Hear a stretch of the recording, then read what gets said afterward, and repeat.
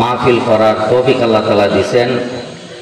আল্লাহ তাআলা শুকরিয়া আদায় করি, সবাই বলি আলহামদুলিল্লাহ। সম্মানিত উপস্থিতি, আমি সংক্ষিপ্ত কটা কথা আপনাদের সামনে বলব, লম্বা চড়া কথা বলতাম না।